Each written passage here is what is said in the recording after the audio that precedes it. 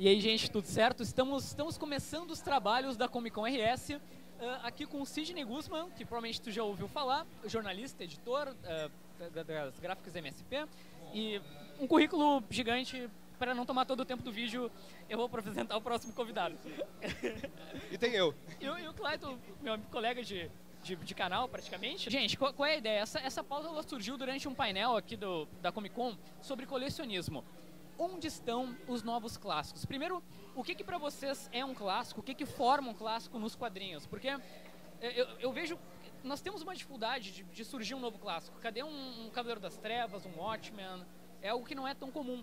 O que para vocês forma esses clássicos, assim? Para mim, o que faz uma história virar clássico é ela atravessar gerações e se manter perene. Você vai falar assim, pá, mas peraí, se eu ler o Tintin hoje, ele é datado. Só que ele continua sendo editado da mesma maneira, com algumas mudanças, né?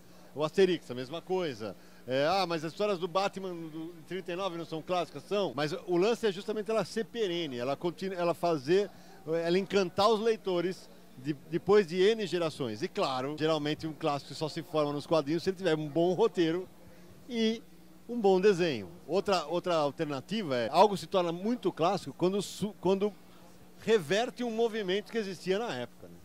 Que é o caso do Cavaleiro das Trevas, você vai falar. Pô, Watchmen. A gente fala, vocês foram muito felizes no painel de colecionismo quando vocês falaram, mas hoje o moleque lê o Watchmen, uma pessoa que começou a ler quadrinho, e não vai ter o contexto. Por quê? Porque, porra, no Watchmen ele tá matando o super-herói. Ele tá acabando com o que a gente leu nos super-heróis. E o Batman, ele reverte o que o Batman vinha sendo naqueles anos todos. Então, assim, é difícil você apostar. Isso vai ser um clássico. É muito difícil. É uma aposta. E o público é que vai acabar tornando isso um clássico ou não. Acho que é aquela coisa, a gente tem que saber o que vai ser um Fiat 147 e o que vai ser um Opalão. Nem todo carro vai ter o destino do Mustang, do Christian e do painel do colecionismo, onde tu vai pagar muita grana para ter a réplica dele, a miniatura dele. E nem todo gibi tu vai querer correr atrás. Seja número 1, seja uma edição de colecionador, não é o jeito que o bolo sai da confeitaria, é o sabor que ele tem. É aquela coisa. Eu acho que tem a questão do roteiro de qualidade, tem a questão de se manter atual, que é uma forma também de tu pegar e estabelecer uma revista, um quadrinho para ela ser clássica. Diferentes gerações conseguir absorver a mensagem, e, meu Deus do céu, isso acontece hoje, isso é uma coisa que pode beneficiar um quadrinho a se tornar um clássico. Mas eu acho que épocas que marcam ruptura, que marcam revoluções, entre aspas, elas são propícias, né?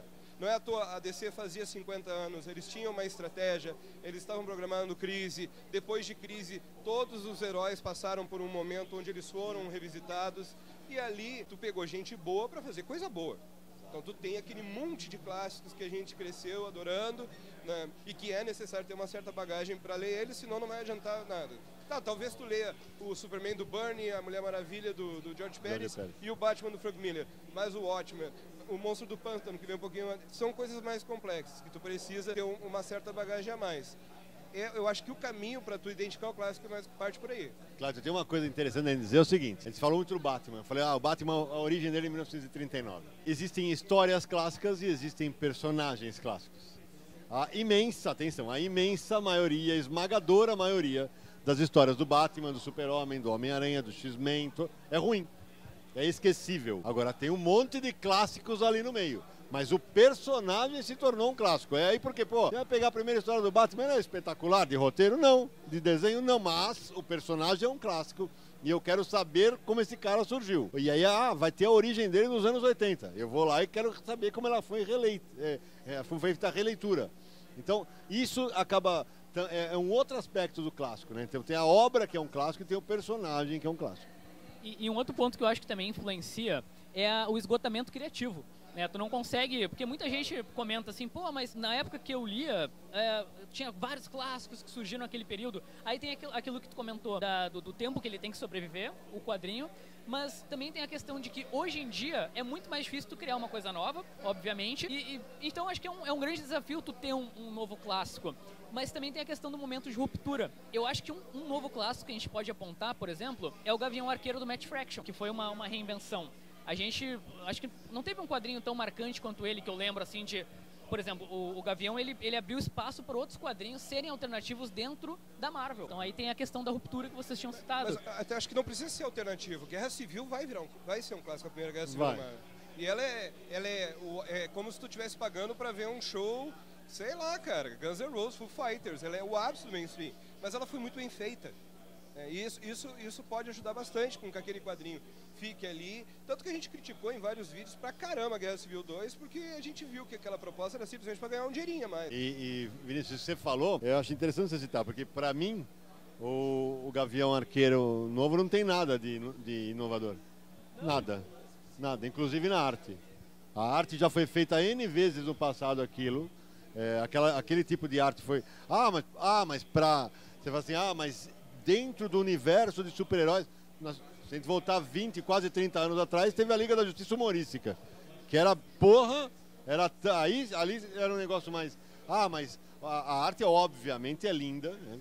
As histórias, te confesso que não me pegam tanto, mas ela tem importância sim, no aspecto de abrir esse precedente para novos títulos da Marvel. Isso ela tem importância. Talvez tenha sido um espaço que não era mais explorado e ele foi o responsável por retomar esse espaço. Exatamente.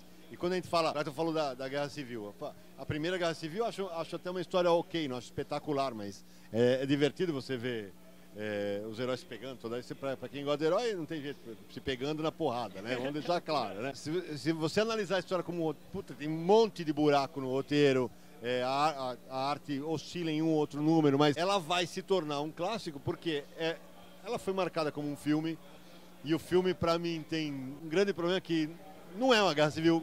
Chama de briga de gangue. Briga de colégio, cara. Esse é o grande problema, mas é claro, teve um marketing em cima de, vamos fazer, tem que falar em cima tem que usar um boom, né? Falei, então, mas acho que o grande ponto quando a gente fala de clássicos, quando você vai ler o Super-Homem do Byrne dos anos 80, quando eu vou ler o Batman do Neil Adams dos anos 60, você tem que ter na sua cabeça que você tem que ler com distanciamento histórico. A linguagem é outra, não tinha internet, o telefone ainda é de gancho, de pegar, né?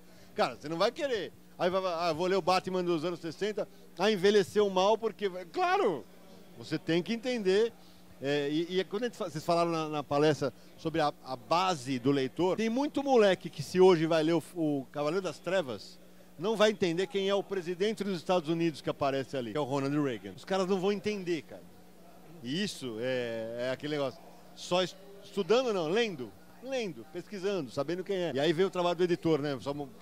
Que o cara tem que, atenção, isso aqui é uma referência ao autor, isso você tem que fazer.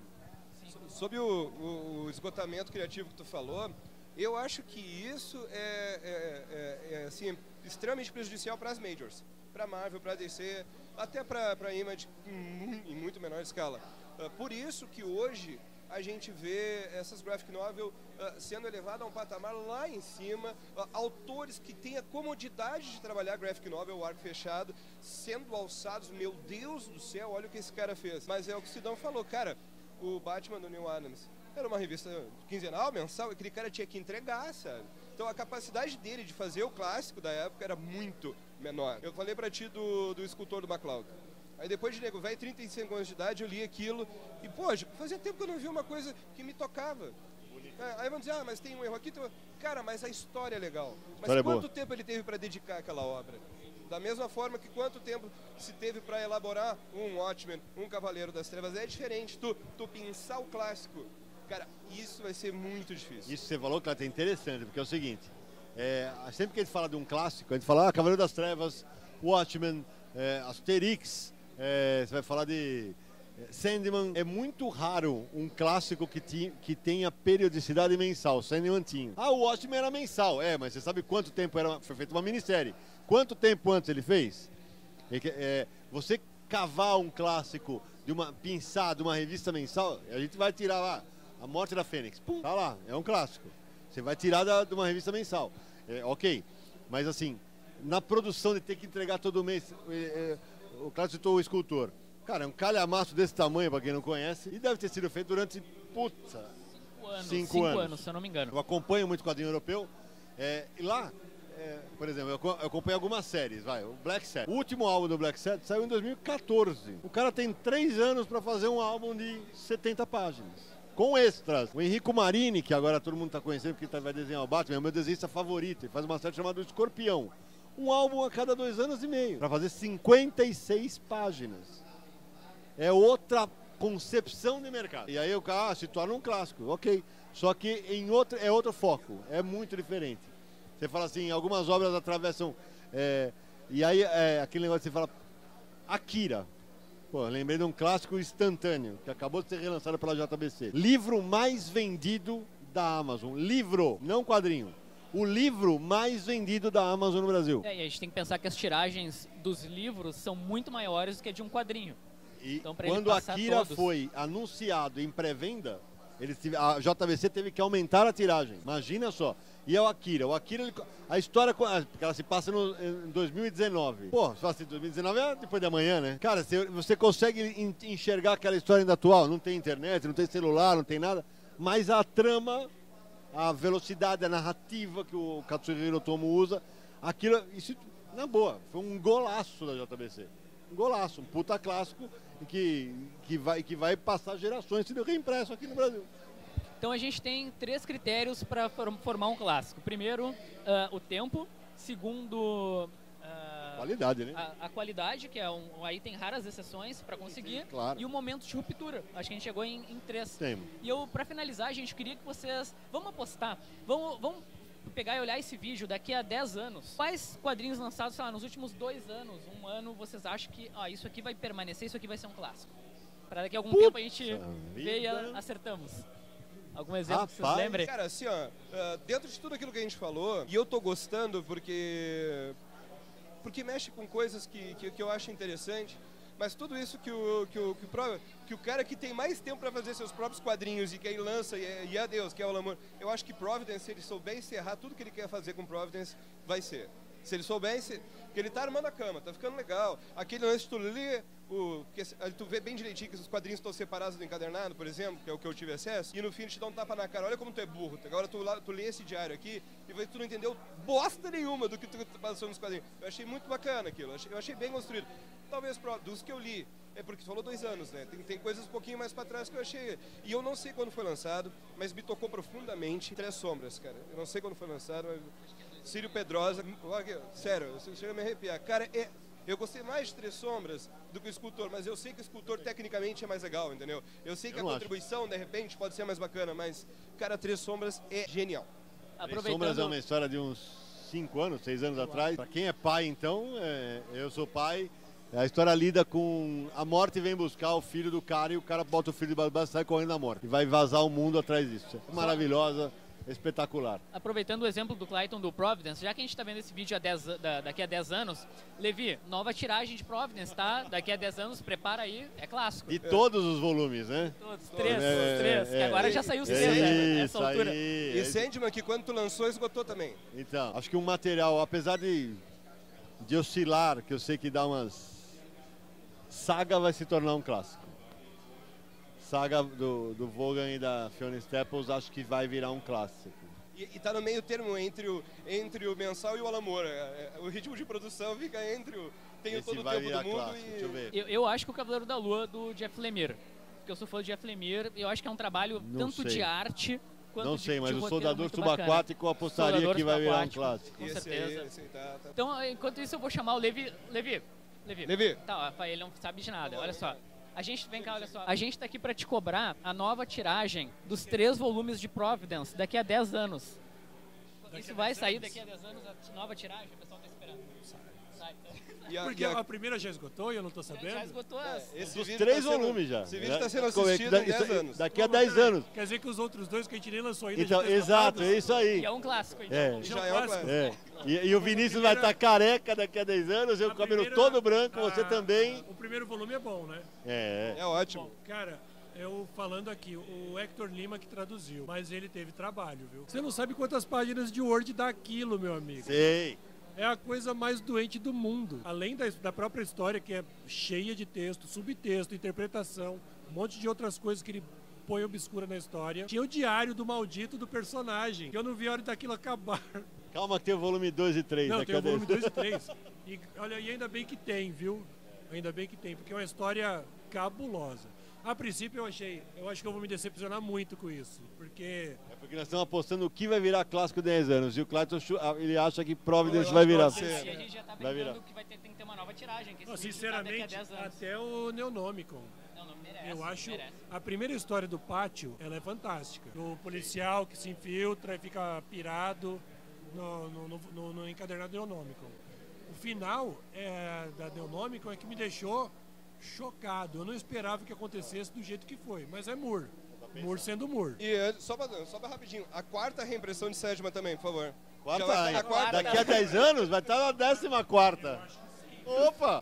E eu acho que a quarta reimpressão. Eu acho vai mais. Eu acho que o 14º volume do Astronauta poderia sair de novo. Daqui a 10 anos, fazer uma conta, pera lá. 3, um a cada 2 anos. Será que o Danilo vai ter tempo para autografar pra gente? Vai estar, acho que no 10º episódio. Vai estar no 10º álbum. Não, 11º álbum, cara. Danilo tá aqui de bengala, gente, tá? Ou era isso? Eu, hein? Aí, você pode. Eu vou fazer uma defesa. Eu acho que nós consideraremos clássico Astronauta Magnetar, Turma da Mônica Laços.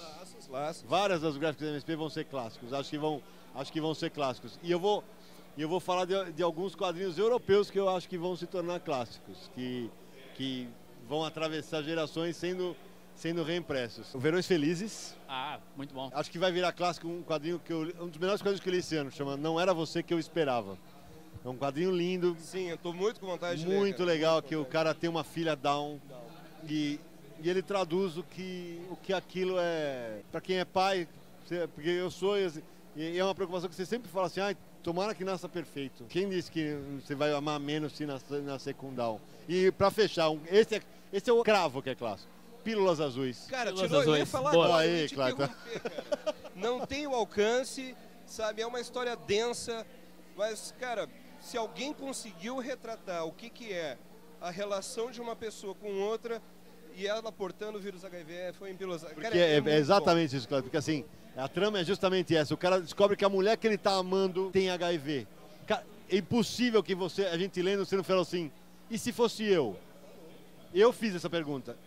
Eu continuava com ela? A relação com o menininho. Genial. Cara, já que vocês, saindo de Marvel e DC, paciência, tá? Paciência, daqui a 10 anos, Nemo, nova tiragem, por favor, se estiver assistindo. Tirando a música do Luan Santana, tá, Nemo? Por favor. Porque eu não peguei em português. O quê? Em português tem... O quê? Na adaptação ela tá tomando banho falando te dei o sol, te dei o mar. Desculpa. Ah, não. Desculpa. Essa adaptação não, né? Não curti. Essa não dá. Gente, muito obrigado, tá? Links do trabalho de todo mundo aqui Valeu. embaixo, embora vocês já devam conhecer.